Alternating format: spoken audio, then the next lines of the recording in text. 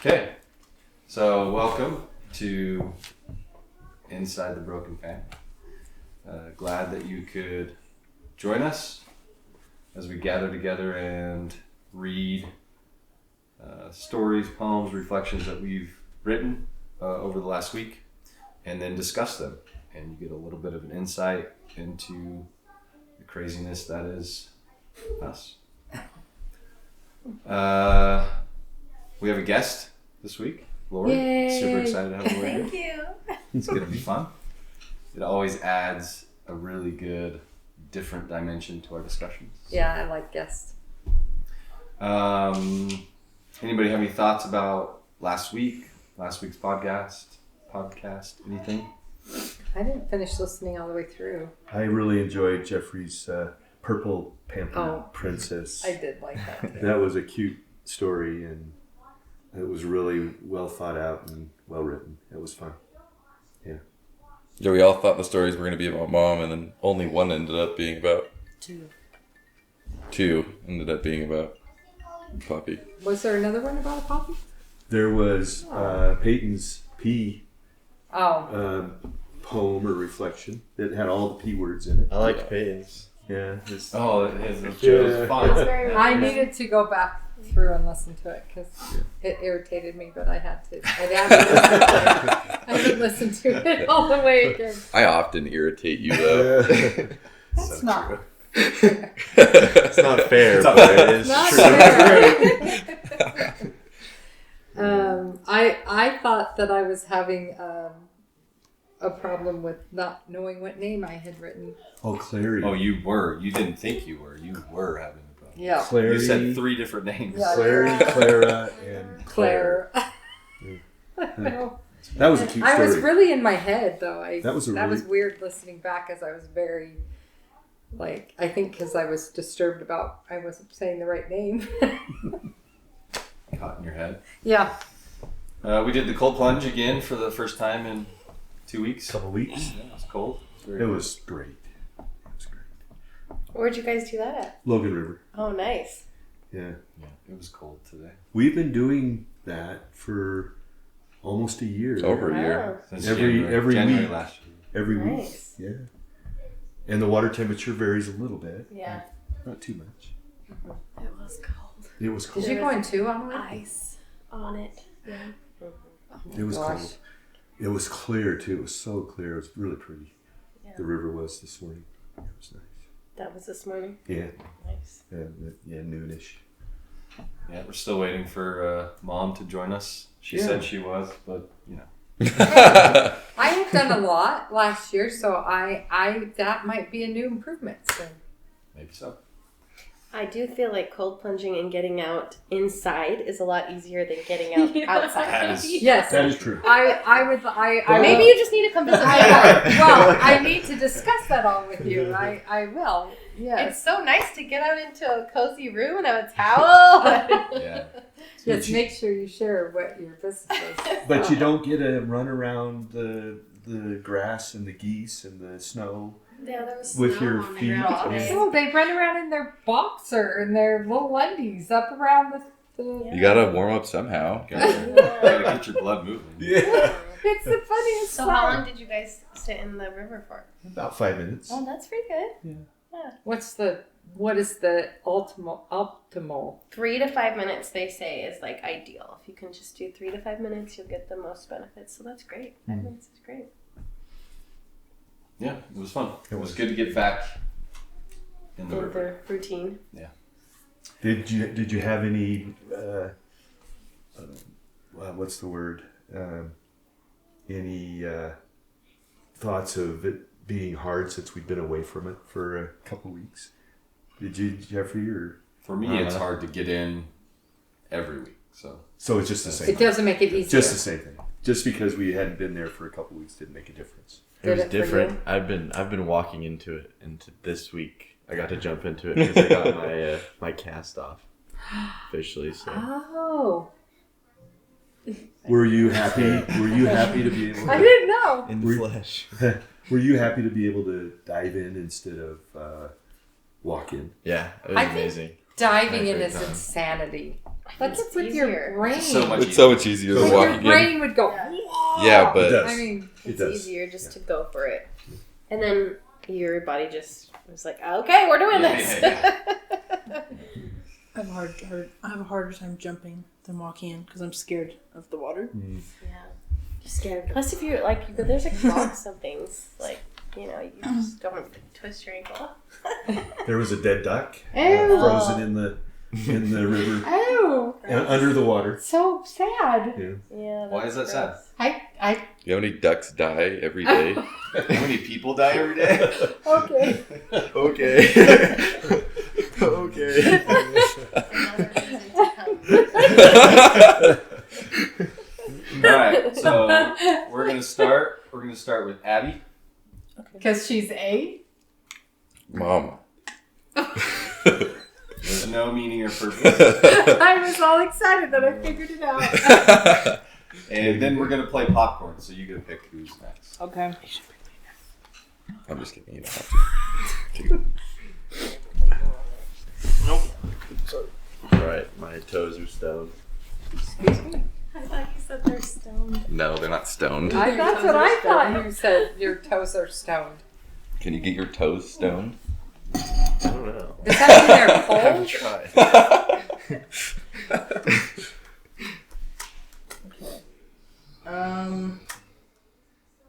Where'd it go? No story to be found. Sorry.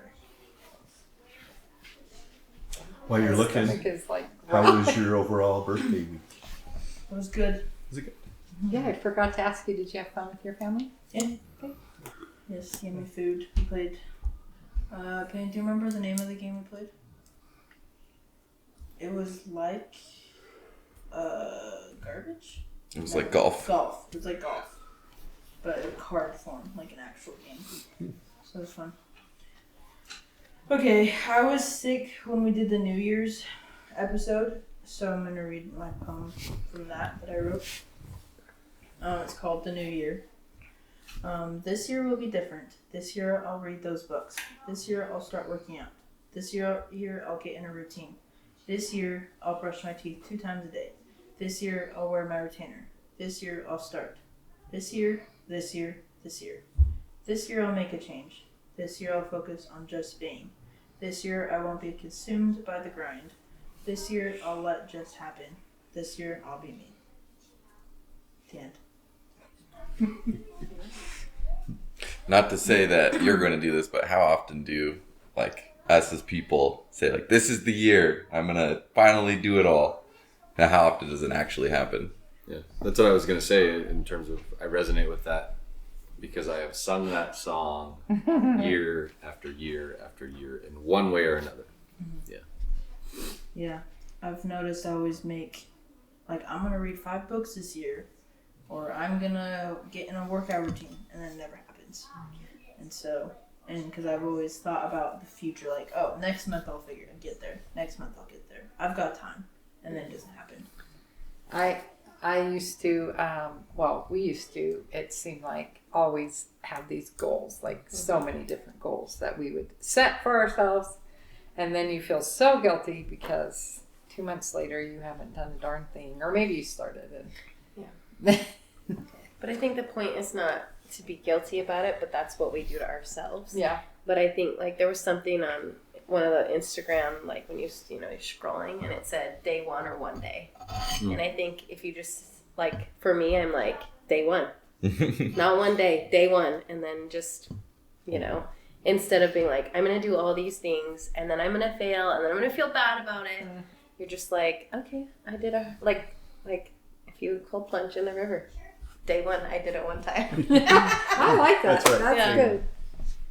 I think I saw also on the internet that I think it's within the first 10 days of the new year that most New Year's resolutions are failed. I think that they don't. There's not. I get some statistic of them failing after 10 days in. 10 days. I can witness that with the gym parking lot. Yeah, seriously. That's right. Because it'll be I know. super full I know. and then it's not. Yep. And same with, like, the classes. Like we're there and we're like, oh great, when are all these people gonna quit? Because they're like so crowded, and then like not even by the end of January, it's back to like the normal core group of people, you know. I know, we pay for it. I need to go. When do you work out at the sports academy? So I work out as many days as I can. I try to do like 4 to 6 days a week, and then I usually drop my kids off at school and I go straight there. Gotcha. And then I love doing the classes because I just want someone to tell me what to do. I don't want to think about it. I just want to like do it. And then also for me, like they're gonna push me so much harder than I'm gonna push myself. Like I will never do 100 burpees by myself or sit in stands or whatever. And so it just pushes me to limits that I wouldn't do on my own. So that's why I like the classes and stuff. But I've been doing that for like 10 years now. That's awesome. Yeah, I keep telling myself I'm going to do water aerobics, but I hate to go. Now that I'm older and I've had surgery and stuff, I have to go be with the older people, and that's weirded me out a little bit, even though I'm old. It's just it's so funny. You're not that It's so psychological Yeah. to go do it. Well, Done. and there's people of all ages in the classes, but I think it's just like going and just step one, just Yeah. day one, Going just do hard. it one time and go from there instead of like creating this whole expectation for yourself, you know? Like, So just, true. And if you go and you don't like it, that's fine. Like, or, you know, you just figure out what you do like. What do you think is going to be different about this year, Abby? I'm just gonna just do things, and I don't want to make goals for myself. I'll just do it. Like I'm just gonna do the book club, and we'll see how many books I end up reading. You'll end up reading 12. Well, 13. 13. Double your Baker's goal. dozen. Abby, can you read the last line? This year I'll be me. Hmm. That one or the one? The second to last line. Okay. This year I'll let it just happen. I just want it, as well, I guess, to be present and just to be instead of thinking about the future or the past. And just I like that line a lot. create. Well, who do you want I to like pick? that. Create. Peyton. Alright. You said it such like a schoolgirl. How long have you guys been married? 3 years. Or are you married, I guess? 3 years. 3.5-ish? Yeah. 3. Almost 4. Nice. That's crazy. I guess Brady and Sylvia would be 5, so you would be 4. That's crazy. All right, I've got 2 poems to read. The first one is called This Auspicious Feeling. Standing under a rain gutter, begging others to look. This place my feet stopped moving at is wet, is cold, is dark. But you won't look my way. You won't acknowledge, accept, or understand my world. You won't. You'll keep yelling at me to listen. Well, the cold water rushing down my back hasn't let me look away from you, from where you stand, from the place your feet stopped moving. How often do you look around? How often are you curious without intention? My frigid experience allows me to stay conscious. I guess I'm lucky. If only I wasn't alone.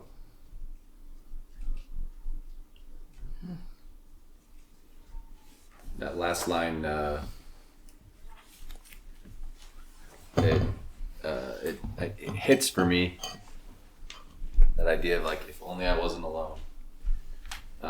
Because even I have this belief that even when we have family and we have connection, there's still a part of us that's unknown to everything else, and everybody else. So ultimately, we, at least a part of us, is lonely, is alone, because it can't be seen. Well, I think that's an interesting thing because people will say to me, "Oh my gosh, you have so many people in the house. Da, da, da, da. How do you do that?" And it's like, it's not always noisy. It's not always got everybody around. And I have often thought that it's amazing how you can actually be lonely in a big group of people. Yeah. Yeah. So it's just such an interesting thing. I liked as you read your poem, it was like a slowly disassociating character.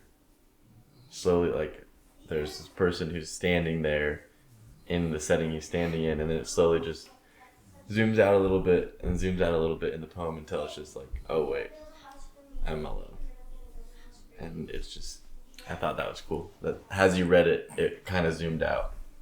Yeah, as I've started to think more and more and more about, you know, how we all experience life, it really does feel very lonely. Like, we're born into this world, and when we're born, that's an experience only we get to experience. When we die, it's another one. We can't hold somebody's hand through death.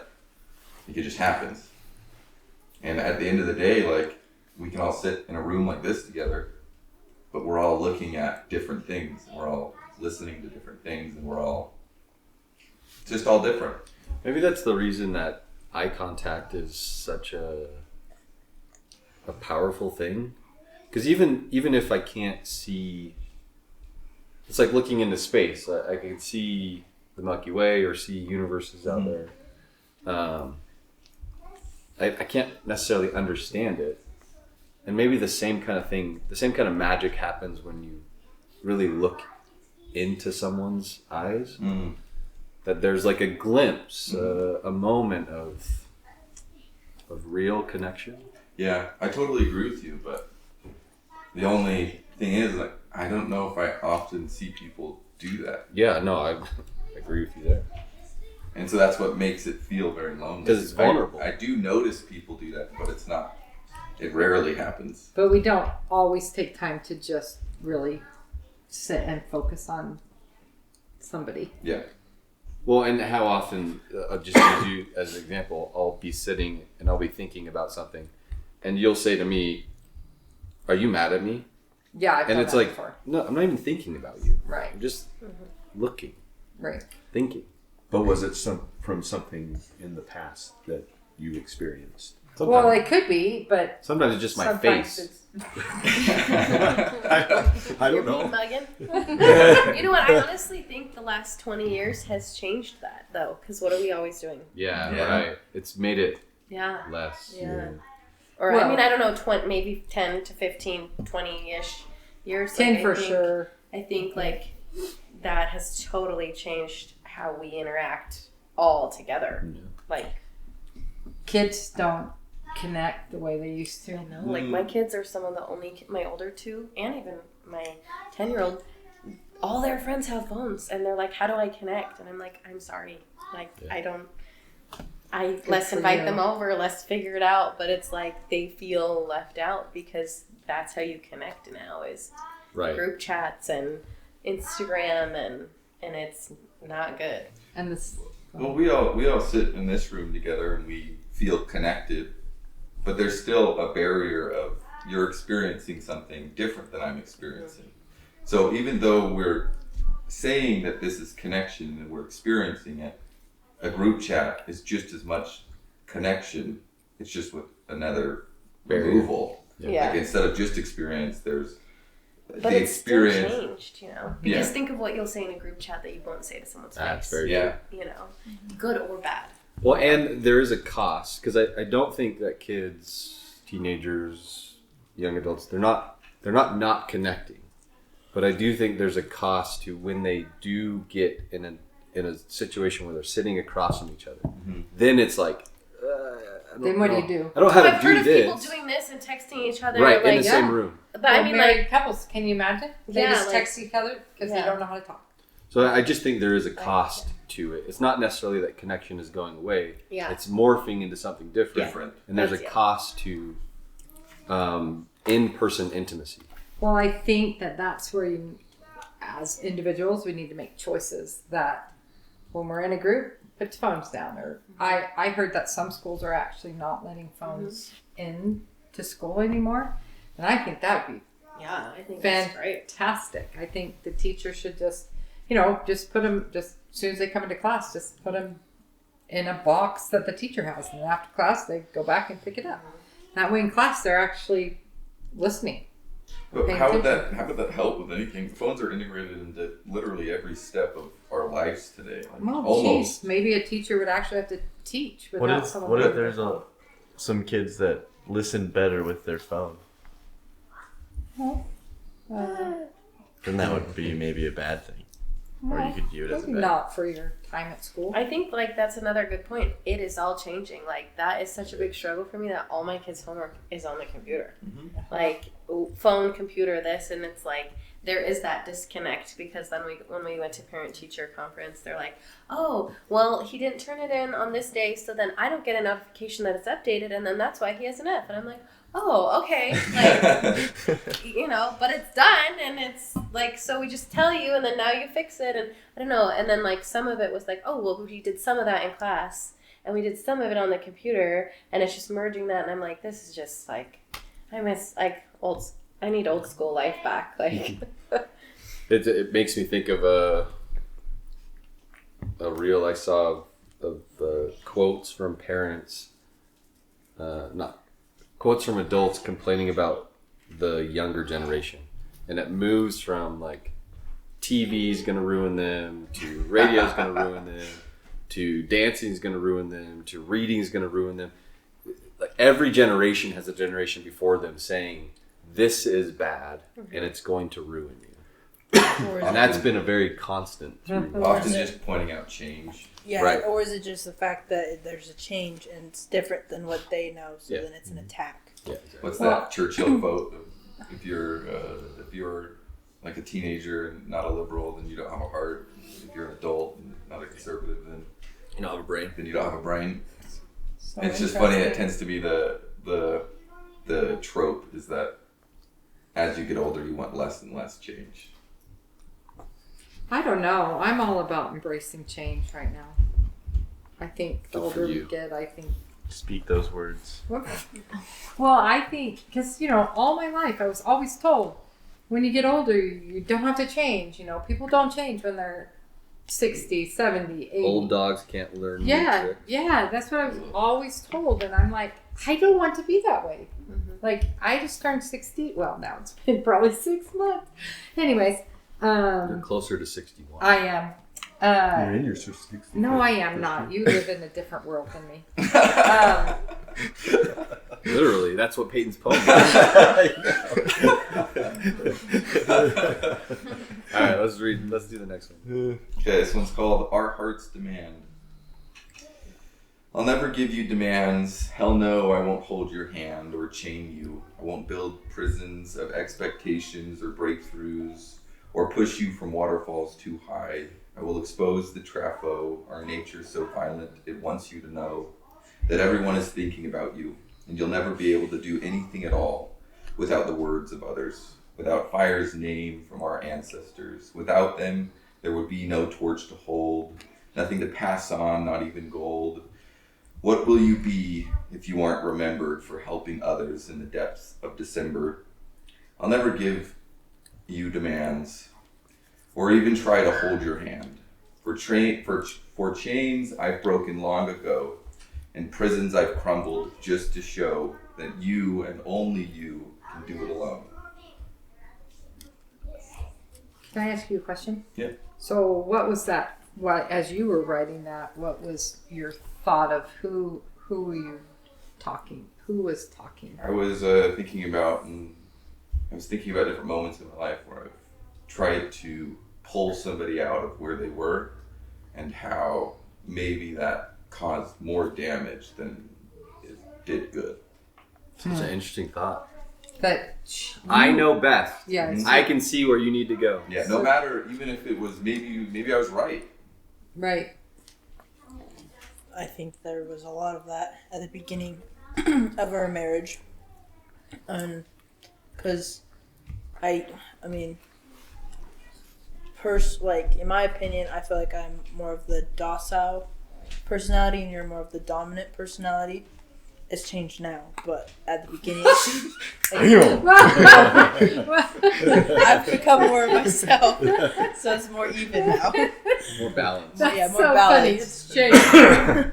But at the beginning, I was still like, I don't know, under the influence of my parents and stuff, and I was just a listener, and so you would push, like, we're gonna work out now, we're gonna do this workout routine now, or we're not going to do this, and then We're not going to go to your parents. yeah, we're not going to parents, and then I'd fight back, and it would cause more problems, and then I wouldn't listen, and it wouldn't work, or it didn't stick until I was ready.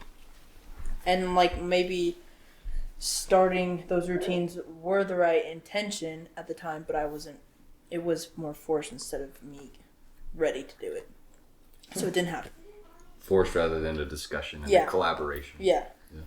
It was more one-sided, but now I'm coming to it now. Yeah, and I think that often happens where you feel like you're just holding somebody's hand through something, but it's really like you're chaining them. You're not allowing them to grow because you're Dragging you're them. dragging them.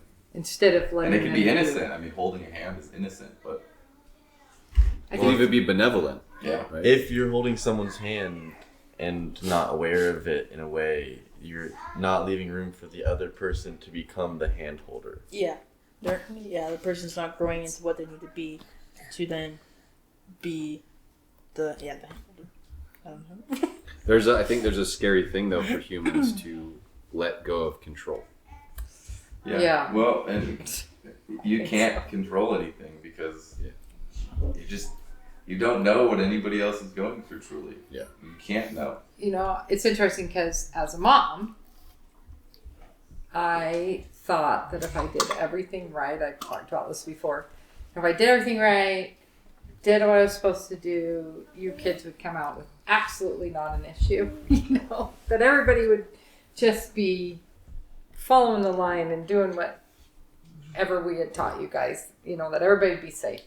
And that was far from, like, even close to the truth of the way life works. Yeah. It's not like the journey I thought it would be. The journey you dreamed about. Yeah. My pampered princess dream. Yeah. Sure. Clifford? What did you call him? Jeffrey. Oh, Is that right? That is kind of his name. Kind of. What's he called? I thought he called another name. Okay. I like that line of Abby's poem because it kind of has a little bit of the same tone as my title. My title is What Happens When Happening Happens to Happen. Wow. I like that. Whoa. Okay.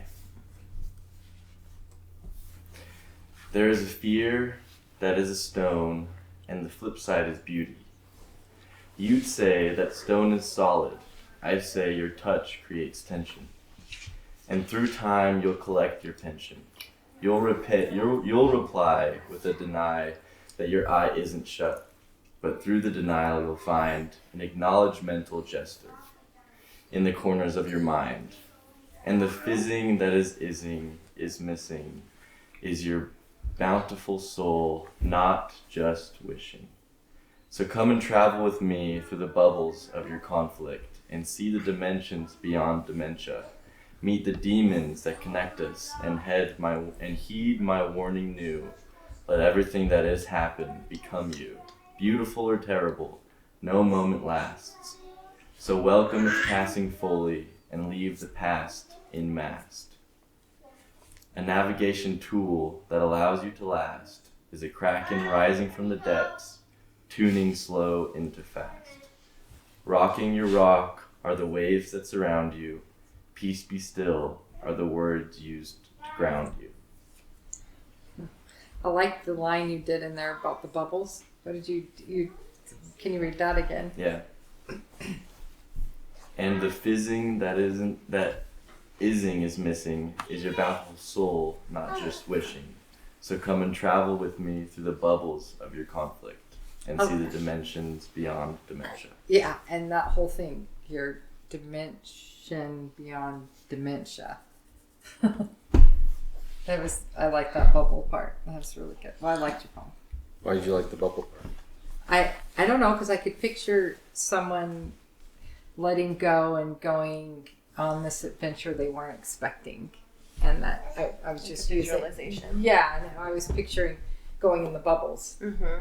to the Like in Charlie and the Chocolate Yeah. Factory when they like all of a sudden get like the boats arrive or something and they get taken on the chocolate. yeah, or the river. ones they got to float up in the sky. You know, they took the drink for the fizz. I just it put me into a visualization of like taking someone's hand and then going on an adventure you weren't expecting, and that it was more glorious than you thought. I like that you described bubbles as conflict, as bubbles, like just something that can pop. It's not really like anything that means anything unless you want it to, and you can not pop the bubbles. But I like that. I could see the image of a carbonated drink losing its carbonation. And there's something in my mind about what you wrote about sort of seizing the moment, drinking a carbonated drink when it's there as opposed to waiting and it losing its fizz. And then you miss out on that experience. I don't know if that really connects, but it's what connected in my head. Yeah, that's kind of what I was saying exactly. I've been kind of into chemistry recently, and some of the chemical reactions that happen are through bubbles of like this. You shake it up, it fizzes, and through the bubbles creates a chemical, and that's the same with like the fizzing is what the experience is. That's the fizz. That's what's happening, and you can experience that part too, or you can just experience when the carbonation's gone, or when You can choose to leave it alone or pop that bubble. yeah. What happens to happen is happenings. As happen is happening. That was good. I think you were close. Close. Just like it just happens. Just happens. Yeah. You had a lot of wordplay in there, so it's one of those ones I'd have to read slowly to catch it all. I wanted to like stop and listen to, and focus on one part, but I'd be like, no, I just got to keep listening. You just gotta keep going with the Yeah. flow. It felt to me like a writing of discovery, like of self-discovery in just the happening of whatever that moment is. Yeah, that poem I wrote after our cold plunge today. Oh, It was Oh. just, I just had this idea come of just like, I'm just being. yeah. Just happening's just happening, and I yeah. just happen to be a part of it. I like that. Well, I was watching you up on the bridge. You were kind of doing some hand motions. Were you doing like Tai Chi? I don't know. It was As energy. energy. I think that's cool. Energy is really fascinating to me. I mean, we're made of energy, but it's really cool. Don't you know? Yeah. All right. You ready? Me? Yeah, sure. Ready or not, here I You're come. not. Okay. So it was really interesting. After I wrote this, I had a different experience that made me think of it like it made so much more sense to me. Today, my name's Lori. I own a business and I'm a single mom of 4, and a lot has changed in the last few years of my life. So I was married I was with my ex-husband for almost 20 years. Wow. You look so young. Oh, well, thank you. I love you. That's so nice. So we're married for 16. Now I've been divorced 2. So a lot has changed in my life. Like, a lot. So I've just really been focusing on just so many things. And so I'll just read my thing and then I guess I'll explain more or something. But so I've just been thinking about growth, gratitude, and manifestation. And what I wrote is, I've been thinking so much about these things over the last year as I look back on how much I've changed or evolved into myself. Feeling the freedom to lean into my truest self has been such a gift with so much fulfillment and reward. I'm filled with gratitude for all the things in my life, and it's amazing how much shifting your perspective and freeing yourself and allowing so much into your life and releasing control of the bigger picture than you imagine can bring so much evolution and growth. Adversity has truly kicked my ass multiple times. However, after the dust settles, I'm always grateful for the lessons learned through the fire. It's taken me to places I never saw for myself. so much has changed, and I see unlimited potential for the future, and I'm finally living in growth and abundance instead of survival. It's a beautiful thing. So, yeah. There was a lot there. Right? At the very beginning, you had recognized, I think, recently that you were learning to lean into yourself. Yeah. And that's maybe talk a little bit about what that means. what that means. Well, I think, like, obviously being in a relationship that was not great for so long, you can lose a lot of yourself, I think. And then, you know, having children, you can, like, your focus also is so much not on yourself and your purpose and but finding that balance of what that means to live those things together is what I feel like I'm really, like, figuring out. Like, I don't know, just like things have just changed so much to where it's like I can have a business, I can be myself, I can be a great parent. And what I meant by the last little bit of, like, I think and like before I was just surviving the chaos of my life, and now I'm just living in the abundance of what that means, and like and not the limited, like, it's not like I was limiting my mindset, but you can be kind of trapped in a situation, you know, and like and still having a good life and making decisions, and it's just so different now, just so different, and it's just like really great. And I think the other thing that I thought about today is I was in a situation and I was like, this does not serve me anymore, and that's okay. And just now being where I am now, I'm just like, well, I don't really have room in my life for that, and that's okay. And wow, like, my perspective has shifted so much that, like, I can just live my life for me and not be like, well, people expect me to do this, or, you know, whatever. And so I don't know, I just, like, as I wrote that today and I thought about that, I'm like, oh, this is what this really means, is like, I'm no longer going along to get along, you know? I'm just like really learning to just lean into myself and my purpose, I guess. I don't know. Such a powerful idea, and this idea that all of us as humans are given structures by society, by the family we grew up in. And part of, I think, what the right phrase is, growing up or growing into ourselves, is examining those structures critically, taking them apart so that we aren't living in those boxes. And that's what I kind of heard you say, is like, this box no longer fits for me. It's not right for me, so I'm going to step out of it, I'm going to take it apart and move in a different direction. Yeah, for sure. How hard is it to do that with, like, your structure you've been given creates your reality, right? And so when you're looking out into different things, it just looks like darkness. It looks like nothing. Unknown. And so taking the step into that unknown is terrifying. Yeah, I mean, that's a good way of putting it. Yeah, for sure. The box, when you're in the box, all you can see is the how many walls are there? How many sides are on a dice? The cube. 6. All you can see is the 6. That's your reality. And then when you start to poke holes in that, suddenly it's like, oh, maybe there's something else.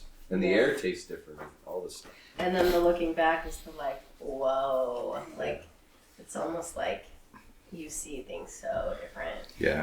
You know? You can't look away. Well, and there's a gift there too. Being in those boxes, although it can feel confining and almost stringly at times, you wouldn't have the perspective you have looking back without having that experience of being in the box.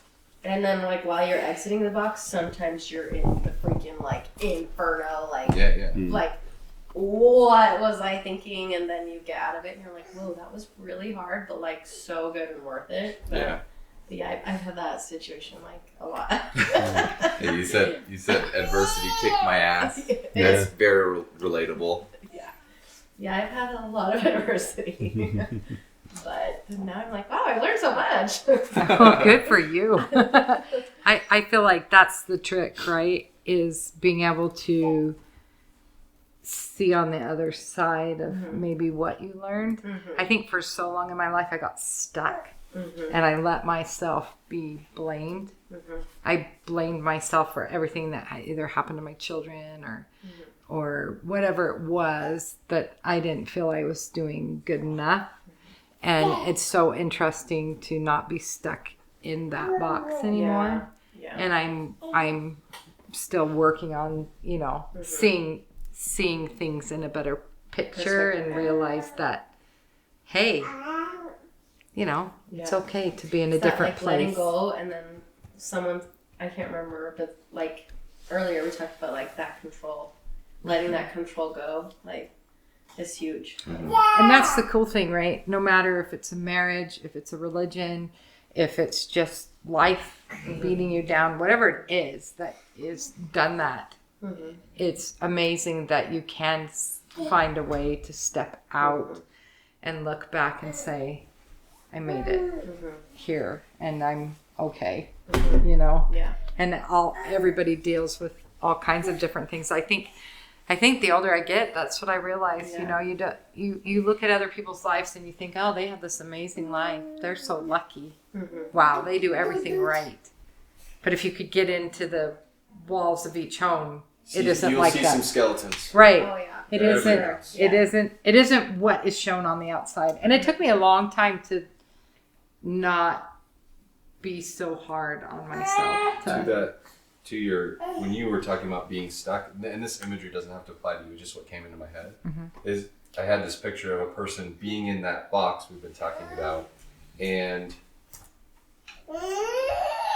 thinking that a wall should have been painted with unicorns, Right. and finding that the wall has monsters on it, and like being upset that the wall isn't what I thought the wall should be, and so sitting there and like being angry at the wall as opposed to trying to find a way out. Yeah. Well, I Repaint can. paint the wall. Or Yeah. repaint the wall. Yeah. Yeah. I can just think about situations where I was stuck for so long, and I thought I have every right to be angry because they did that to me. But the more you do that, the more you're stuck. The more you're stuck longer, the harder you're stuck, and you can't see through anything. And now you've become the only one that's hurt. Yeah, you become the Okay, I keep having this conversation with my friend over and over again. And I say, but you learn, like, this is what we come back to every time is like, yes, you had that happen, and yes, you learned from it. And next time, the lesson will be shorter because you will figure it out sooner and you'll learn from that and you'll make that mistake and you'll course correct so much more quickly. And then you'll move on, and just you need to be grateful for the growth, grateful for like adjusting that much more quickly. So like, yeah, you're entitled to be pissed and angry, mad, whatever you want, but then just being more self-aware to not put yourself in a situation. And if you do and you're in that situation again, great, learn that lesson shorter and like Just not let yourself sit in the victim mode very long. yeah, Because for we sure. all do that. It's just a matter of letting it go. 100%. And it's hard. Sometimes it's hard to see through. Get to a point where the person you're hurting the most It's is yourself. you. It's you. It's butt clenching. Exactly. Yeah, I've been there. it's becoming the villain of your own story. What were you going to say? It's becoming the villain of your own story. Yes. Yeah. You get to It choose is. if you want to be the hero of your own story or the villain. Yeah. And, But and oftentimes we feel very justified, like you said, oh, they did that to me. And then you sit in it and you become worse and worse and worse and worse. And you don't even see it. You're Yep. blind to And it. you have to tell everyone your story. Because you've been wounded.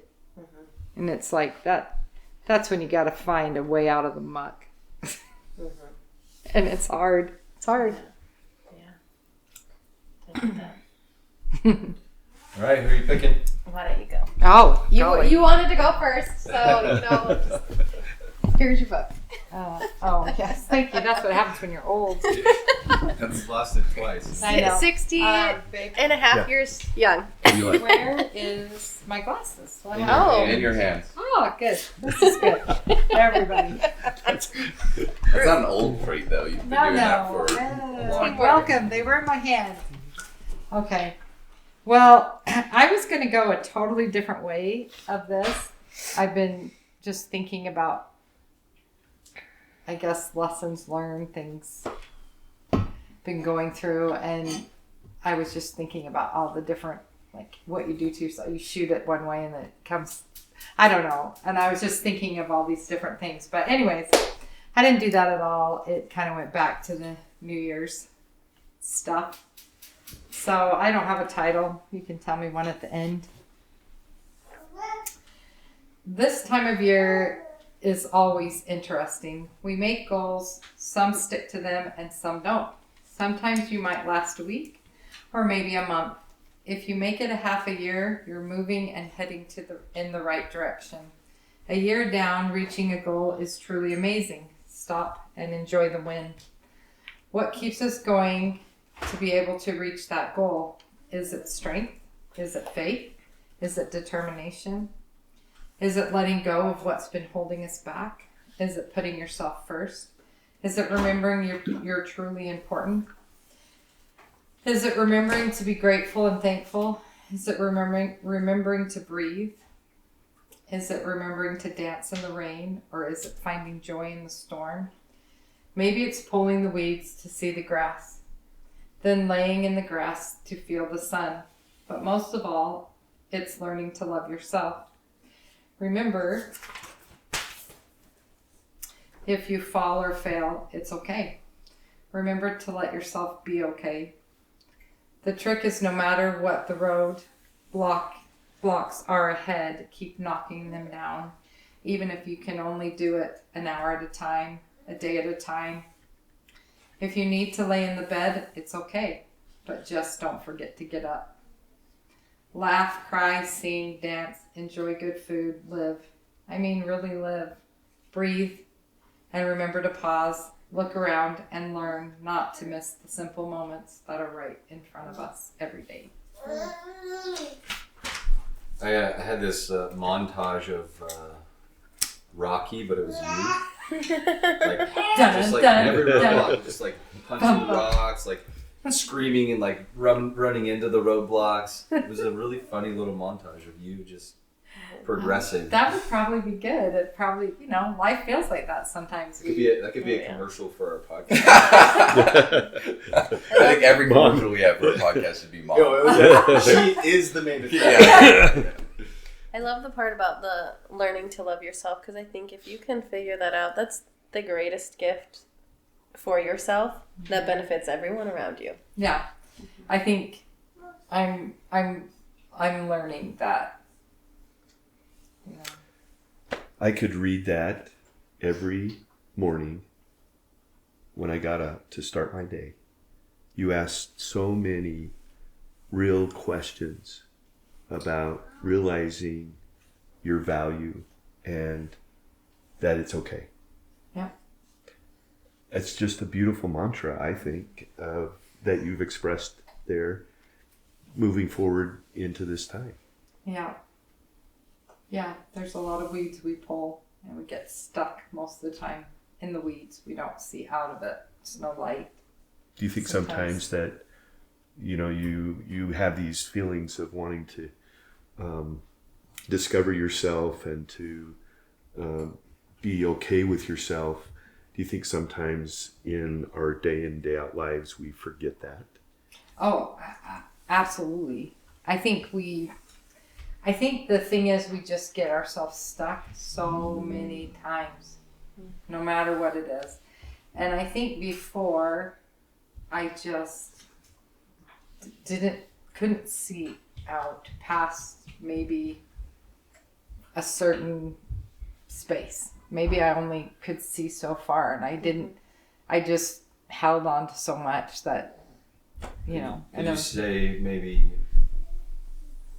and this doesn't have to be true for you, maybe that there was a belief that I have to pull all the weeds before I can move? Yeah. And if that is true, where do you think that comes from? I don't know, because I never thought I was good enough, no matter what it was. Going to church. So maybe in your mind, it was like, if I can pull all the weeds, maybe I'll be good enough. Maybe something. Well, right, because, if you, no matter what church you went to or what faith you have or whatever, if you read your scriptures, say your prayers, do these things, God will bless you. you'll be okay. That doesn't work that way. That was literally the thing today. That was my thing, because I was sitting there in church and I was like, wow, this is like crazy. I was like, and then someone leaned over to me and said, do you feel the Spirit? And I said, no. And then she goes, can I put your name on the prayer roll? And I was like, sure. If that will make you feel better about my salvation, Well, go ahead. And then that's when I had that moment that I Yeah. was like, wow. Like, anyways. but that's one of the weeds, right? Because that person who leaned over, they're very sincere in what they She asked, totally right? was. 100%. And they don't even think that's a problem. They just automatically think, oh, Well, this person's struggling. They think they're following Jesus. Right, but what I'm saying is, people are being kind and thoughtful, whatever. But sometimes you get stuck and feel like, why don't I feel like them, or why am I feeling this way? Why don't I fit in this box? Right, again, and I don't feel like I ever fit in the box. I really tried to fit in the box, and then for me, it just discovering or learning. I'm still learning, just a different way, and have a husband that's very kind and letting me do that.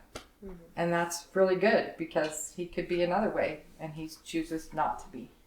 And we're trying to figure out this silly life we have. More important though to what you wrote, I think, is, and you said, my husband creates the space for me.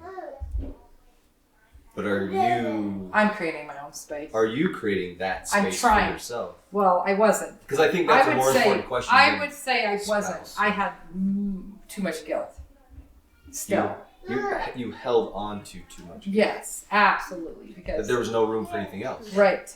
I think that's what I realized today, though, is like, I was like, because someone was saying, you need to go to the temple, you need to listen to the prophet every day and listen to a talk every day and this, and I was like, I don't think those things are going to make me a better person, like, honestly. And this is what I'm thinking as she's leaning over. But we are so much conditioned and ingrained that if we're not doing those things, we're an asshole. Like, Right. Yeah. literally. No, and that's the sad part about an organized religion, is it can cause harm. Yeah. And then there's good in it too. I don't want to say there's not, because there is, but the problem is when you don't It's the fit balance. the box, Yeah. or you're not in a comfortable space, it can tear you apart. I think And when that's the hard part. you right? can find that balance, there's Yeah. a lot And you have to. that That's Yeah. in our lives Oh, 100%. to And I- be able to be aware of the things that tear us down as human beings, but also recognize the things that build us up as human beings, and be aware of that balance. Yeah. I think that's very important. For me, I'm very comfortable in believing in God and having that and understanding more, like when I was young, how I fit that into my life. And this, wasn't necessarily all about religion or anything, but it's just realizing that no matter what, we're the ones that have to stand. And so how are we going to stand and be our truer selves? Well, maybe another way of saying that is, we're the actually only being that can stand with self. Like we've been talking about, in terms of like, no one can really understand, Yeah. but I can, better than anybody else, understand what's here, and I can stand next to that, or stand with that valuable. Yeah. person. And I think for so long I wasn't proud of myself. Because somehow my kids still had issues, or not issues, but had hard times. and- all suck. We all have major issues. No, but I really thought if I did things enough, that it would all be okay. We wouldn't have to hurt like you. Yeah, because and I held that guilt. It reminds me of the quote, and I don't remember who said it, but the path to hell is paved in good intentions. Right. And I think people have very good intentions, right? Oh yeah, I don't think like we're very good friends, you know, her and I. So I wasn't offended, but I was like, that'll make her feel better if I say yes, Yeah. and that's fine with me. It's fine with me. You're okay with that? Yeah, I'm okay with that. Well, I think there's many times, sure, pray as much as you want for things that are going on. I don't care how many people. That's a great thing. The power can be wonderful. That's not a But- problem. The crazy thing is, I'm sure she's looking at me being like, "Oh gosh," and I'm like, "I'm at the best place in my life I've been in," and like, That's something funny.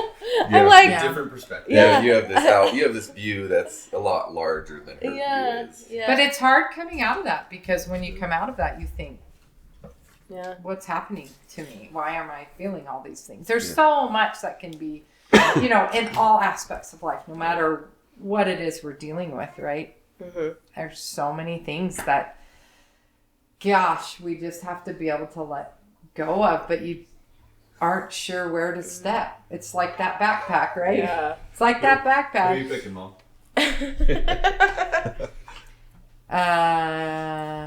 Dad, me. Who's Annalie. left? Oh, three of us? Oh, no, you've read. Dad, me, Annalie. Okay, Dad, go ahead. Dad, me, Annalie. She wrote a song. You should.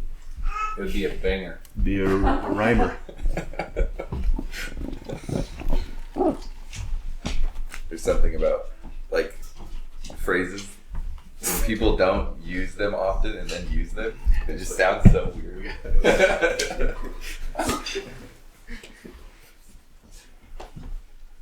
Do you want to wait, Dad? We can wait.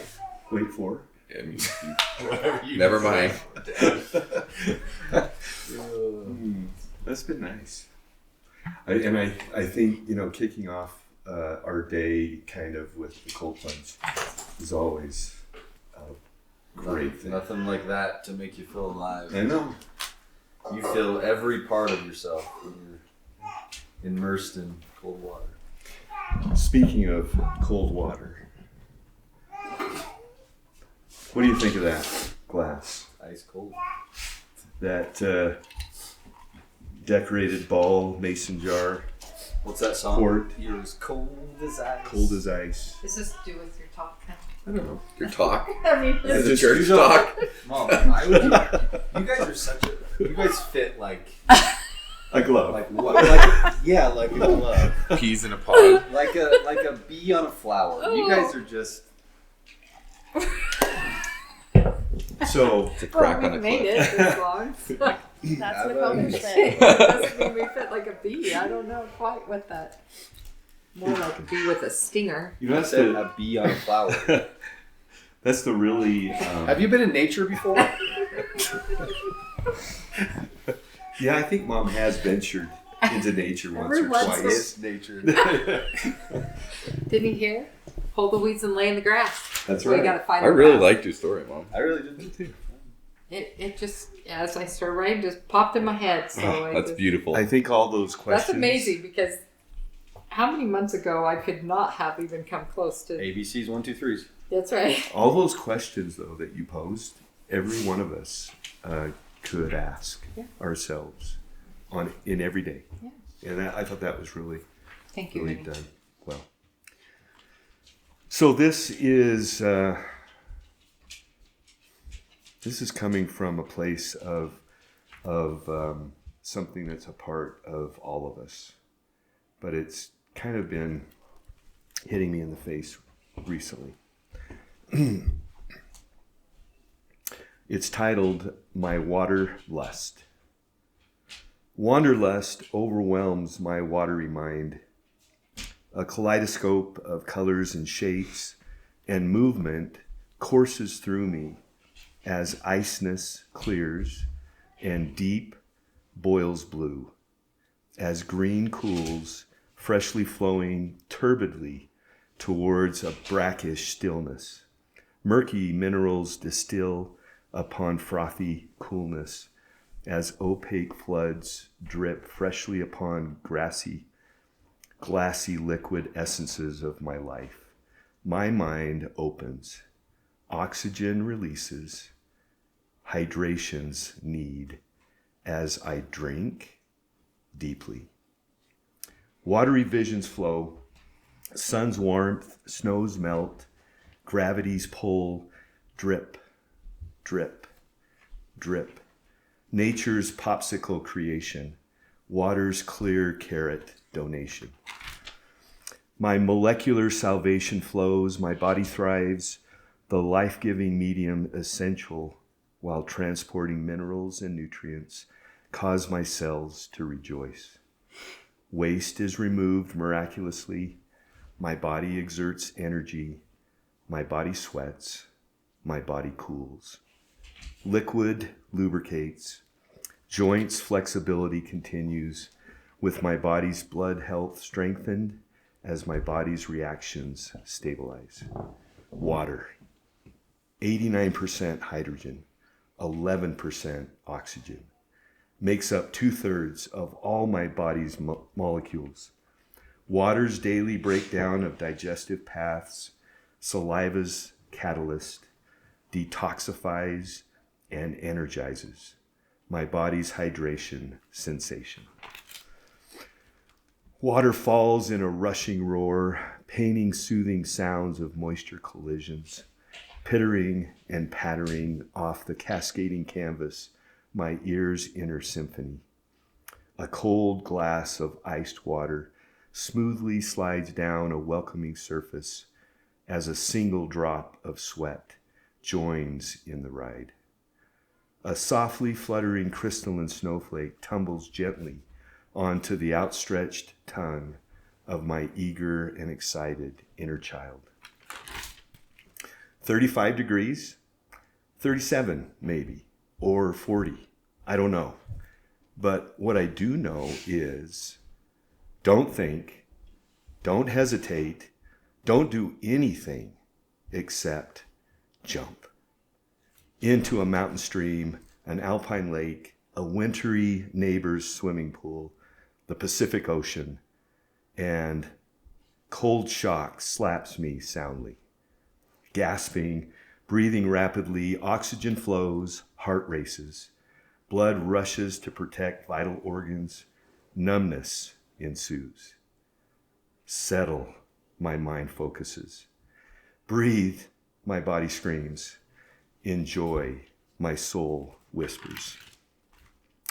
Connecting it, energizing me as 300 seconds brings stillness in being and pure energy awareness of living.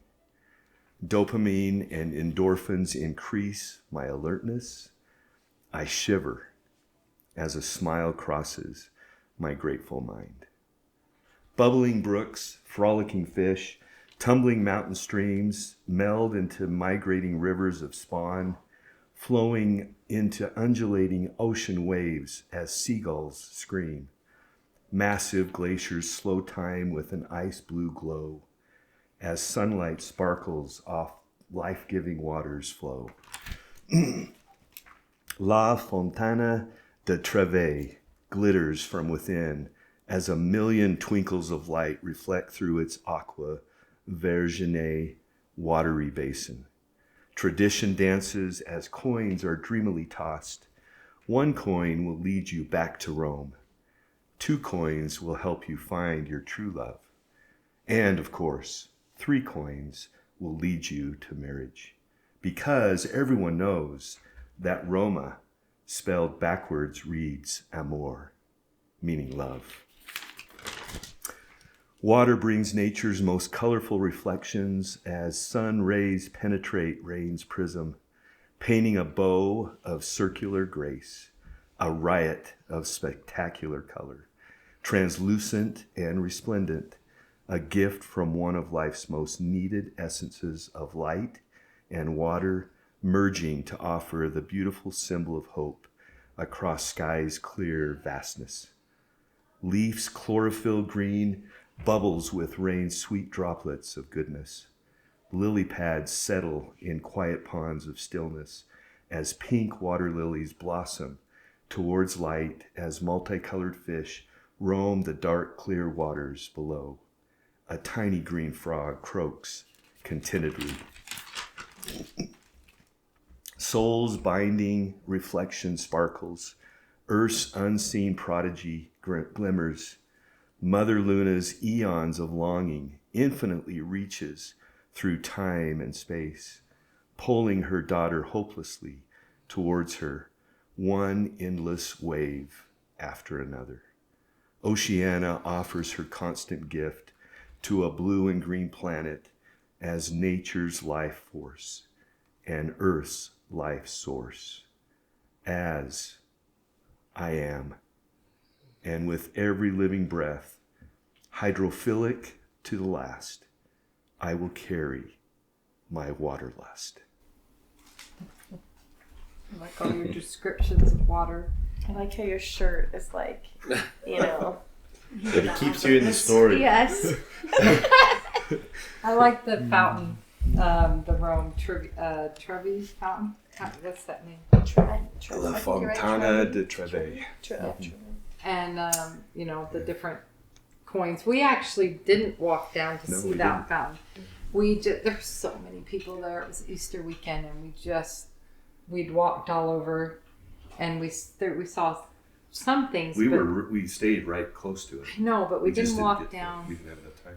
Yeah, but That Trevi fountain is one of the most famous and largest fountains in the world. It is 85 feet tall and 160 feet wide. Think about that, how big that is. It's really big. Listening to your story, it was, I don't know if you intended this, but it was like, for me at least, sitting next to a mountain stream and listening to the water.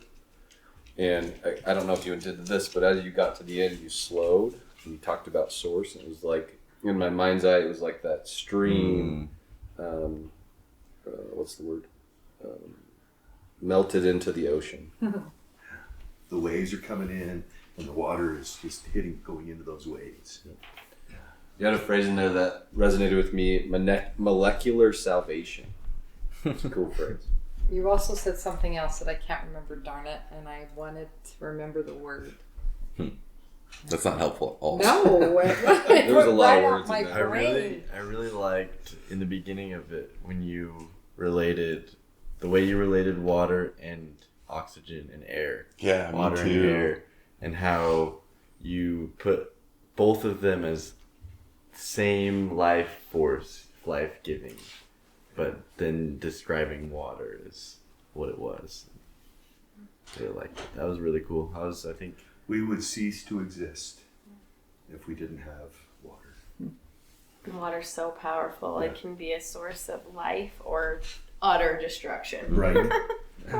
I was sitting on top of an abandoned church building in Guam after a 6-hour adventure with my two friends that I'd met the day that I got to Guam. And I'm sitting on top of this church, and my friend, he had just rolled a little joint, and we're sitting there just breathing air. And he goes, "You know what I think? I think God is water." And he just described what he thought, and he thought God is water because what is everything? Everything's just water. And it flows so beautifully. Or destroys. Or destroys. I would say just impartial. Yeah. Doesn't care. Yeah, it doesn't have meaning. There's no, yeah. There's, Or they Think don't about- have enough water, like all the fires in Yeah. LA. That's utterly Sand destroyed. Yeah. Think about the path of destruction that tsunamis have That's taken. tsunami. That's what I was thinking about when you were reading, actually, because I recently watched this thing about, was it 1994? And I just, that tsunami, was that one that happened? Oh, 2004. Oh my gosh, yeah. Yeah. Just a little bit off. But yeah, I just was thinking, like, well, it's such a source of life, and it's like that source of, like, being in it, you get that adrenaline, that endorphin rush, like, it, and then, like, I love freaking Kauai. It's, like, my favorite place ever, and it gets so much rain and creates so much beauty with, like, Yeah, the But then- greenery. but then it has this flip side of, like, utter destruction. Well, you look at in Helena, in North Carolina, there were so many properties that were not in a flood zone. Hundreds not in flood zones, and never had been in flood zones. And this hurricane came through, and it had been days of raining before, and it was like dropped 20 inches of rain on that day of the hurricane, which then the rain came gushing out of the mountain with mud, and then rivers overran. Everything happened. And I heard a story of a family that were 30 feet above the flood zone. Never had gotten there before. It was literally up to the window because they showed the day before, and then they showed the next day, and it was literally at their windows. And it was supposed to never go near that. I mean, it's so crazy. Too much of a beautiful thing is not a good thing, I guess. Yeah, to piggyback off what you were saying with water being so destructive, how much fear can water also elicit? Like when you were talking about jumping into a mountain stream, you said, "Don't think, don't wait, don't even breathe, just jump." And then you go right into describing a mountain stream, and how beautiful is that? Yeah. But jumping into that mountain stream creates so much fear. Right, and how many of us on this planet maybe weren't able to enjoy that beauty because of the fear that we had in whatever that was, in the water or whatever. Anything that creates as many emotions as water can create has to be a good thing, right? Yeah. and to think about that in terms of our body literally needs to release through water, through tears, through sweat. Has that been studied? What's the function of that? What's the function of crying? There's an emotional impact on our physiological system. Is it like a stress release? Yeah, it's like a release. It's like a calming on our system. Well, you think about, so this is what's crazy, right? Fear and water.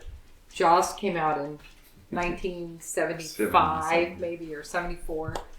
And I could hear that music in my head. Actually never watched Jaws because I was so terrified of a shark.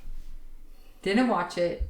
And every time I went in a pool, a river, it didn't matter. It didn't have to be an ocean. I could hear dun dun dun dun dun dun dun dun dun, and think of Jaws was going to come and grab me on the back of my feet.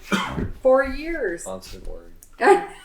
But for years, that happened. It shows you how powerful music is. The crazy thing is, powerful. how real was that? Oh, very Every time real. you got in, you literally thought of Jaws. literally had a shark almost eat you. Yeah. Every time. But isn't that crazy? Just music, because music would come, but then the fact of water making you think about that, it's silly. Even in a freshwater environment, a lake, Yeah. you would think of Jaws. You never heard of spring sharks, though. Yeah, spring sharks are scary. They are And there's Sam won't go hiking with is there spring sharks? Yeah, that's real. Are you kidding? Well, Right. how about I jumped in the lake in Guatemala? It was a Oh, yeah. waterfall, beautiful, most beautiful place that we'd ever been. And I got attacked by little fish, and I'm screaming that little fish are eating me. I had a huge. You're lucky those spring sharks weren't bigger. Yeah, so I had a big scab, and I'm yelling at everybody. Someone's eating my leg, and they're all like laughing at me, think it's funny. I dragged my body out because I could barely get up out of the lake. No, we have to help you. I can't write. I should tell I stories. think Brad and I had to help you. And and anyways, I get out, my whole scab is gone. Yeah. It really did. They helped you out. It's Yeah, a they helped really me out. They It's healed real. you. Dad, are you picking But it Jeff scared the out? little Jeff, daylights Emily? out of them. on a leaf. You're On a lake. On a lake. On lay. On a lake.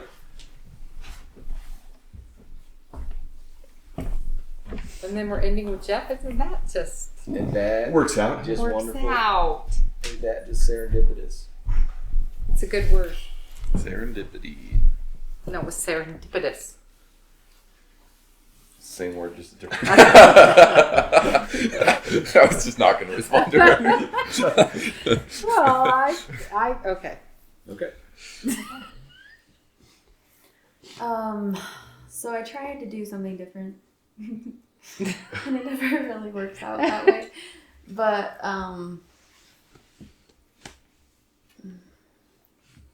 I wrote something that wasn't necessarily about the thing that I was thinking about. That makes sense. Okay. Anyway, it's called The Flower. There once was a flower, young and strong. She was beautiful, healthy, with nothing wrong. Every year she would appear like a clock. The frost comes, and sometimes with a shock. She carries on with a little fatigue, but strength. She grows tall in width and length. Her color deepens to a crimson. Her petals start to curl, ready for what the season may unfurl. Her pollen is carried by busy bees until she is only a seed. A season well lived in the rain and sun. Very much indeed. Those seeds fall to the ground and into the earth until spring brings forth a new birth. She awakens with children all around her. So much beauty has come in a whisper. As she buds in the night, something takes a bite. She is now damaged and fragile from the fight. The sun greets her with warmth, and reality is seen. Parts of her missing, petals all around the scene. She tried to be strong and stand once again tall. Something came by and cut, causing her to fall.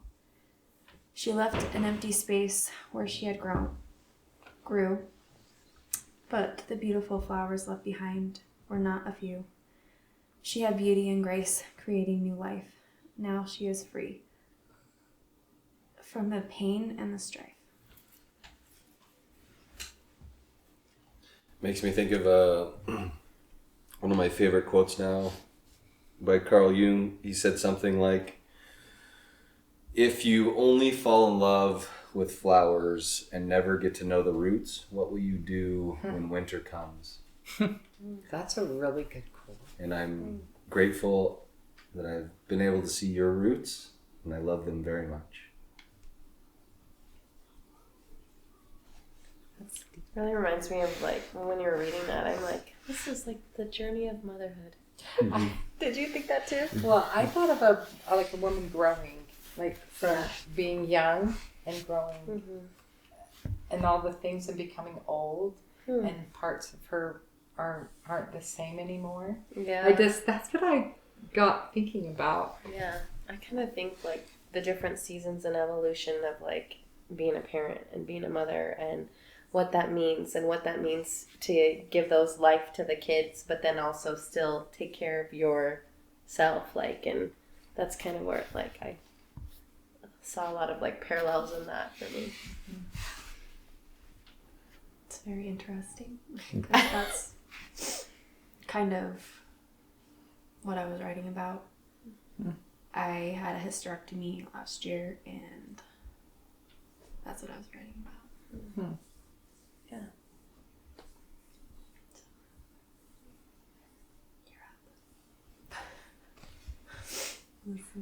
So you were thinking about the experience last year when you wrote that? No, I was thinking about You don't have to share. I was just curious because you had mentioned that at the beginning. just the part of me that's now gone. My That could- uterus. Yeah. That could Yeah. create and could bring Yeah. beauty. Life. It's real. That feeling, I understand, but I was old. I mean, I was 55 years old when I had my hysterectomy, or 50 something. Anyways, and I woke up literally saying in my head, I can't have children anymore. Like, but I never thought about that before, but then I felt it so strong, and I'm thinking, I'm old, I couldn't anyways, but it still was a huge part of. Oh yeah, I totally relate to that. Surgery I had in April was an emergency. They wanted to do a hysterectomy because I was too young and insurance wouldn't approve it. So they did an ablation and took my tubes, even though I didn't want any more kids after I had my 7-year-old. But it was that same thing of like, I can't have, like, the choice is gone. I can't have them anymore. And it was definitely like a little like a trauma for sure. Yeah. Yeah, so I can relate. Well, and neither one of you were given a choice at that point. You know, what yeah, I mean? was It's like dying. right. So, yeah. Well, and going into it, I didn't know because they told me that they might not be able to do the other surgery, and so going into it, I didn't know. But I mean, either way, like, it's done. Like that choice is done. You know. But that I think as a woman and as like a mother and like, you know, I don't know. It's just like I didn't, you know, because so many people would be like, well, you didn't want to have any more kids. And I'm like, you're right. But it totally was emotional, like, and psychological. And like, you're right. I didn't want to, but I wanted that on my terms, not this other. They're still grieving there. Yeah, like there's Just still, because you made a decision doesn't mean that. Yeah, right. that Well, and losing being a part. mother and giving life is such a huge part of your existence now. Like, that has changed, you know. Yeah, and it's a choice that was taken, and so that's Well, I'm even grateful more to be of a- alive, but yes. Right. But it is a weird. Yeah, it's a weird. Like I wasn't. Yeah, it was weird. I wasn't expecting because from the moment I had Evie, my youngest, like from the moment I was pregnant with her, I knew like, okay, I'm done, and that feeling has never changed. But it still was totally like a trauma, you know. So. I felt similarly. It's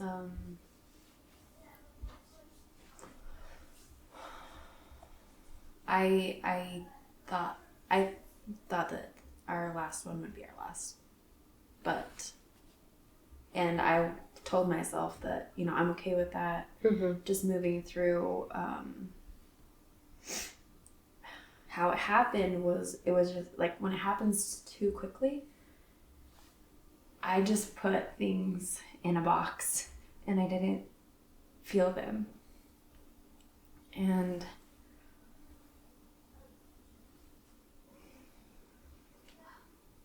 I'm trying to feel them now. Yeah.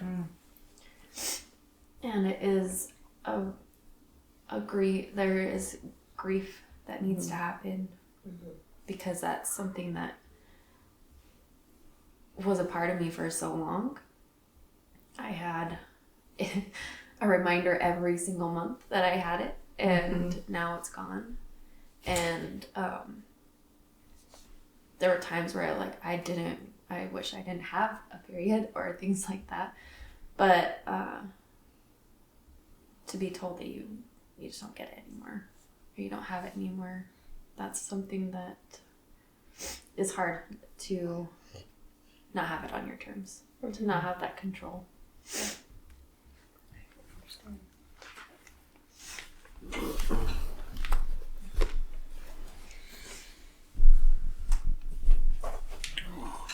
All right. I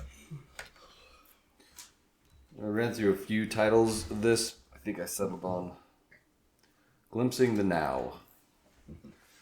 This is just some reflections that I've been having put into an essay format. We'll see how it turns out. Traversing this realm, believing there is a purpose to hold onto, creates heavy, frantic, and strained steps. I look back at my own tracks and frown a little at the energy used to smash craters into my path with each step. Frowning and looking back, I catch sight of a little mouse effortlessly leaving little tracks in the dirt across my excessive divots into Mother Earth. Biting into cheese is a mouse-like moment I have shared with each of my offspring. Each held in one arm, each watch the mastery of mouse marking a block of cheese. Each without hesitation channeled their inner mouse and cut cheese with their new sharp little chompers. One of the little ones harnessed the rodent skill so well, she moved on to sticks of butter quickly, becoming a sensei of the mouse mark.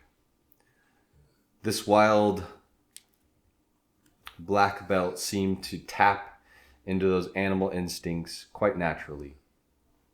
I dragged my family across the country to the alligator-infested swamps of northern Florida in hopes of layering self with knowledge, recognition, and prestige.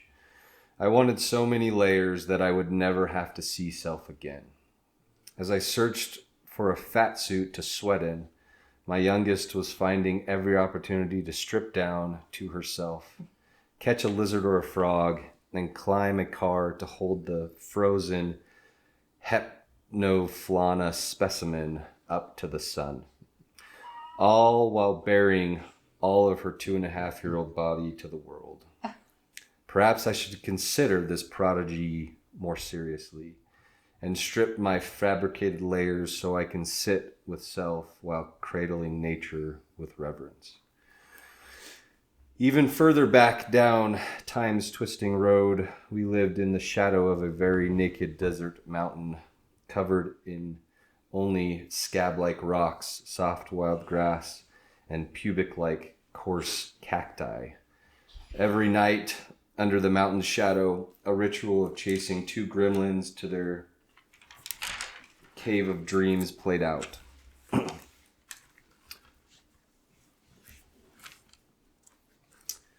Chasing seemed to be one of the only modes of transportation on that timeline. If I pause the tape, I capture pure delight on those gremlins' faces, the adrenaline of sliding on fresh carpets of snow, the textured awe of bathing in mud, the grounding energy of laying on Mother Earth's bosom while gazing into the twinkling unknown. Unpause the tape, and I am left with a blur, a confused yet sincere blur made of a dichromatic color scheme, chasing a bearded, fleshy god holding a checklist of deeds and expectations. Like a plastic Santa display in a big box store that shouts Merry Christmas if you get too close, this bearded checklist god only chants a single phrase at the blur: you are not enough.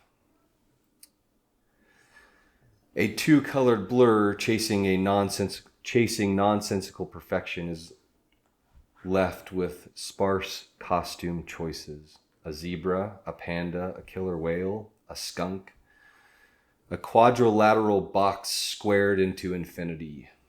I can't breathe. I pause the tape again.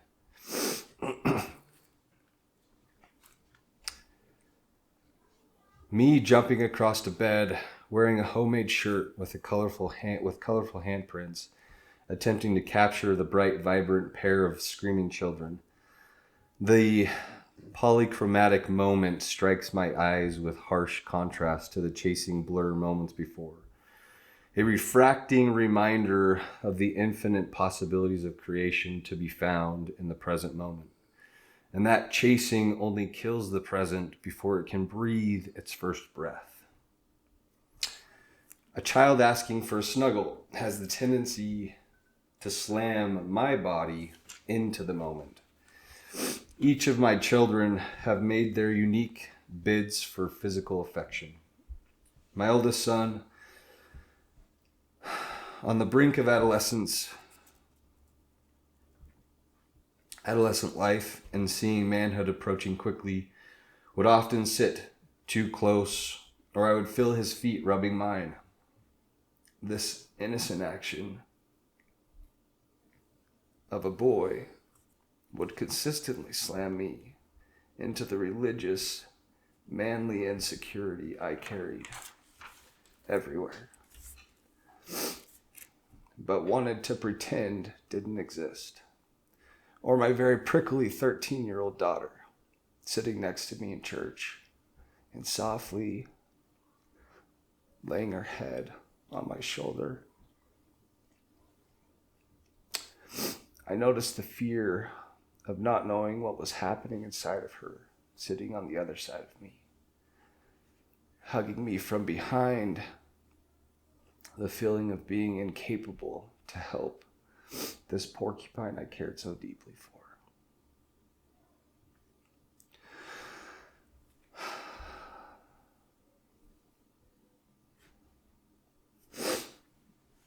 I'm slowly settling into those snuggle moments, recognizing holding no meaning can make room for each of these little beings to show up fully.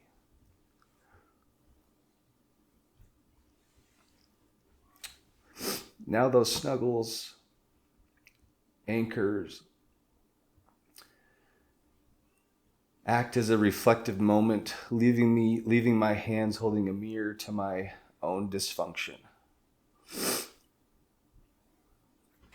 When I push the purest love I have known away, what am I trying to prove?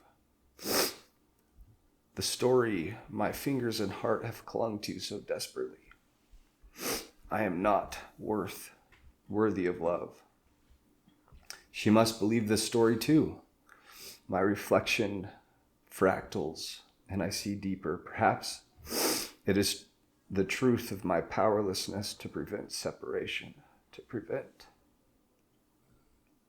death.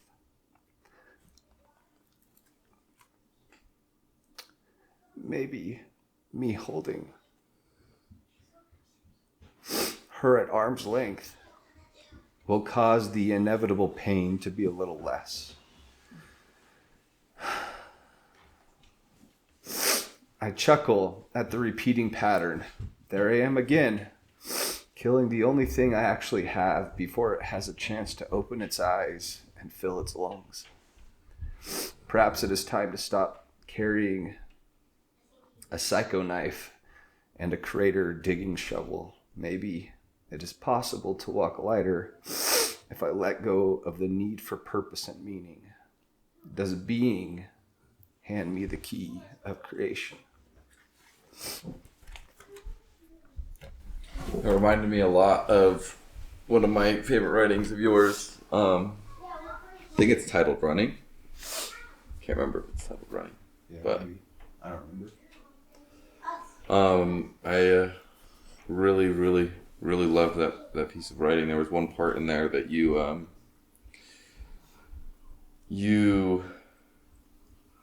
mentioned going to Florida, alligator infested place, chasing prestige, chasing knowledge to cover up yourself so you can never look there again. It's a very interesting perspective to view you as. Yep. I thought it was, you said a lot of really reflective things, the way you were writing them. And there was something in there that you talked about that I have no idea exactly what you were meaning, but it threw me back to a time in my life. You talked about holding the one thing you loved, or you tried to push away the love, or Purest love I've ever known. right. And I did that in my life. There was a time my dad had an affair. My uncle had left my aunt. One of her friends had gotten divorced. There was just a lot going on, and I literally thought in my head, well, I might as well just get it over with now because it won't hurt as much. And I tried to push Dad away when we were young. We just had the three kids, but that was a long year for that. And it reminded me of just something strange we do to ourselves that we don't even realize we're doing, but it was such a reflective things you were sharing. I thought that was. I feel like a lot of the emotions you were expressing about parenthood were some of the things that you were expressing when it was your turn too earlier. Like I feel like I saw a lot of parallels in that too, you know. And I can relate to that in my own struggles with parenting as well. It's hard. It is. It's a tough place to be. Caring about little people so much. I love how you learn to be okay with those touches and those snuggles. Trying.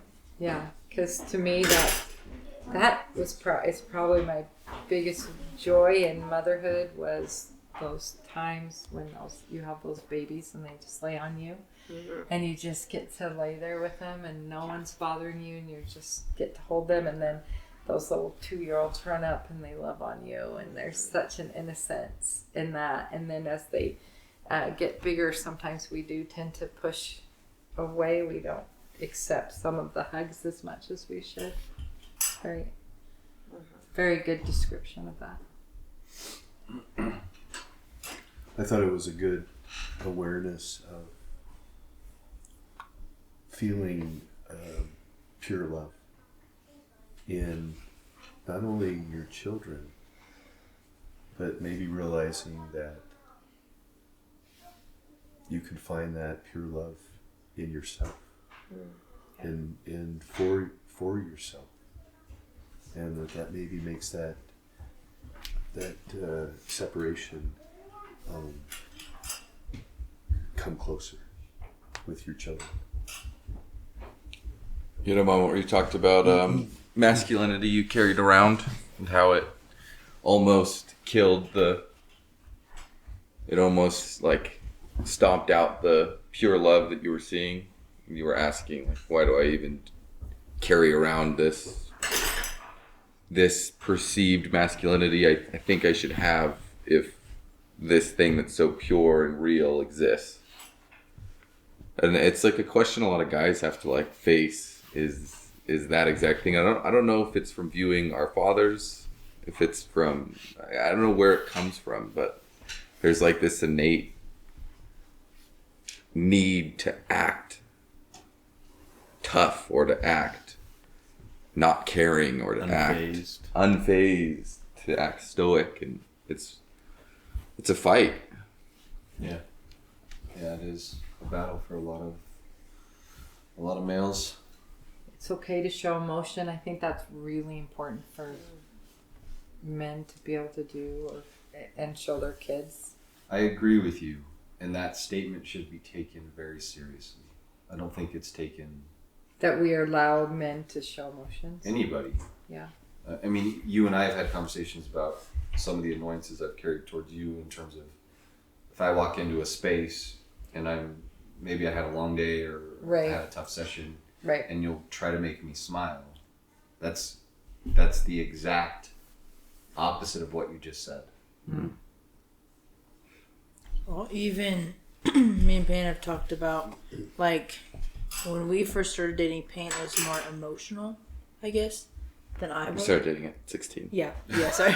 At 20 years old. Let's clarify. You were a teenager. Yeah, but I mean, just because of how I was raised, I saw that as bad. And it was like almost annoying to me that I was more mature, even as... Well, like, you thought more I thought mature. I thought I was more mature because I didn't cry as much, I guess. Which in reality it was Payne trying to express himself, and then I just wasn't taking it that way. And, it was and just I would suppressed. say that how you stated that is That's a the window norm. into immaturity. Yeah, right? exactly. It's a fear around emotion, which is Yeah. a very immature idea or belief to carry. Yes, I think emotions in life, I think a lot of people are very uncomfortable about it. Like, either to show it or to deal with other people's emotionalness. And guys have a tendency when they're uncomfortable about emotion, they'll step on other people's feet. They'll make other people the problem or the issue to get everybody to look away. Don't look at me. Yeah, I think sometimes that I sit with a lot of couples who men tend to be very good at humor in those moments too. They'll make a joke. A deflect. Yeah. And I guess it's the same principle. Yeah. It's a Well, deflection. that's kind of what Matt was talking about when they were here for the podcast. He kind of shared that he tends to be funny because he's uncomfortable with certain situations. Yeah. Yep. I was thinking about your story while you're reading, and this idea of water and crying, and this idea that's not said to men that men shouldn't cry, and what that does. And I just had this thought of that creates this thing. You have this powerful thing that's made of water, which is life. You have this thing that can flow freely from you. And saying that men shouldn't cry is not giving them the opportunity to discover that. And then also on that, then there's this wave of push of, no, men, like, you can cry. It's okay to cry. But now men, we don't even know how. What does that even mean? Yeah. What does it mean to let this energy that you have, that you can build and have flow freely, let it go, let it flow? What does that even mean? It's just like it's a men, you should be able to express, you should be able to feel. You don't even know what that means when Yeah, someone that's very says true. that. That's very true. I think it's a picture popped in my head as you were talking of, it's like being taught that your response to emotion should be to dam it up, to create a dam. And so men essentially, what they do to themselves internally is what a dam does to an ecosystem, where you have this maybe beautiful little flowing stream, suddenly it's just covered with water. It's all emotion. And so either they do whatever they can to make sure that that dam never breaks. Just keep building it. But then one day it breaks and it's a mess. It is, yeah, because no one taught a boy how to feel. Yeah. And so then it comes spitting out in many different. Yeah. Or it's a mass flood. I would like to add that it's not just a boy thing. Absolutely. I agree. It's just manifested differently. Right. Growing up, I felt very similar to that, where I didn't know how to express my emotions or even deal with them well. And as you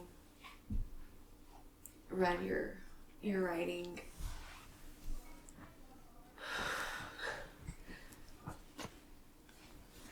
for most of our kids, or at least our older kids' life, I didn't know how to deal with emotions, and it was uncomfortable. And I'm still trying to work on how to do that, but there is sadness there that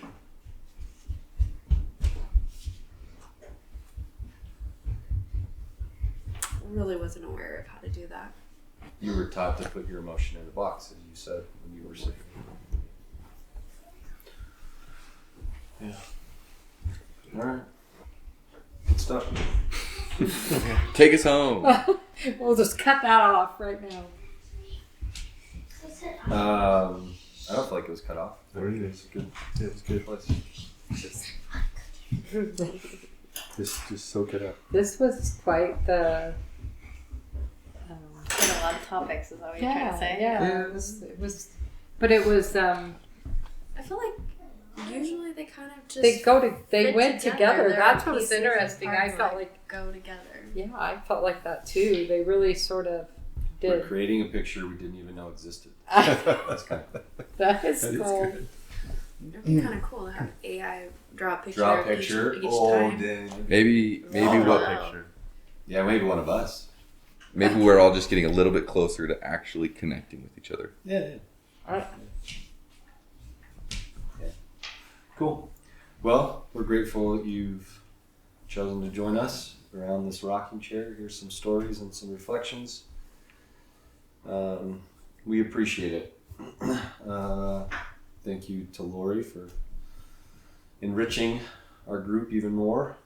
And Yeah, being brave enough to come. it takes a lot of guts to do this. Yeah, I would say so. Especially with our family. She didn't even know what she was getting into. I know. Yeah, so really, really thankful. Any topics, any title ideas for this podcast? I forgot to title mine. I don't remember the title. The space in between. Space in between. The flow of the moment. Something with water. There was something. Something with water. There was something. That's a great title. Like it. There was- There's something in the water. I think there's something you said about the alligator. What was the alligator thing you said? Moved them to Alligator infested swamp. yeah, with flowing water. Great. So there's some options there. Share with friends and family, and again, we appreciate joining with us. And if you're willing to give us a 5-star review, that's helpful. If you do, maybe you'll get some carbonated water. Some fizzy water. Wow, I like bubbles. Can we do bubbles?